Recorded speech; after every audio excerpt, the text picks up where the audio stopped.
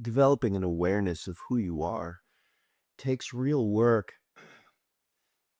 In order to say what you truly mean, you can't use a script or a template. You can't find somebody's simple prompt or an AI prompt that's going to deliver you to you. Yes, there are marketing ways that you can actually allow scripts and prompts and AI to generate things that might attract a certain amount of attention, but your presentation of yourself is what's going to actually bring people to you, into your fold, allowing people to get you and decide to trust you. They decide to trust you. And if you're allowing some outside force to dictate the way that you express things, you are never going to actually dive in to your own self and figure out how to deliver in a way that allows people to get who you are. And what's more, you probably won't even give yourself an opportunity to find out who you are and what you stand for and how you want to explain things. Here's the phrase that I've always loved ever since I first read it a long time ago. Ready? If you don't stand for something, you'll fall for anything. And if you don't actually know what you truly believe, then you're going to listen to those prompts that are being spoon-fed to you by oh so many people, including the AI generated things that you might be paying attention to.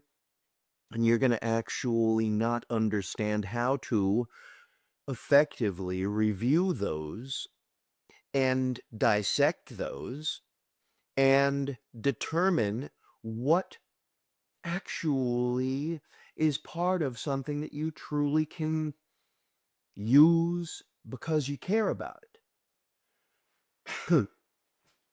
Now, here's how you actually move forward with your own self. You have to find out what you believe. You have to find out what you stand for. You have to investigate what moral decisions you base your ability to have an affinity for something or not. What do you choose and why? It's okay to take a look and be thoughtful to a certain extent and say, I like to get lost away from myself and just, game for a while. I like to scroll and do certain things. However, what do you scroll to, and what about it do you find interesting? What is it in the game that allows you to actually drop out of your reality and tune into something that makes you feel relaxed? What is it about coveting items that you can shop for that actually makes you feel like the future version of you is going to be, you know, fulfilled? And then you can actually ask yourself, what truly fulfills me? I know that there are a lot of people who say meditate, and there are many different ways to meditate. I just went for a run, and when you exercise, there is a form of meditation there. I like to do the dishes. And when I'm doing the dishes, I hear inner conversations that I have with myself. I know meditation is supposed to be you just tuning into something else and stopping your mind, or not even stopping your mind, but seeing what it is that your mind gravitates toward, because the mind is quite extraordinary. It will continue to do things. So the conversations that I have with myself, whether I'm mowing the lawn, or doing the dishes, or vacuuming, or hand washing a hand wash piece of clothing, or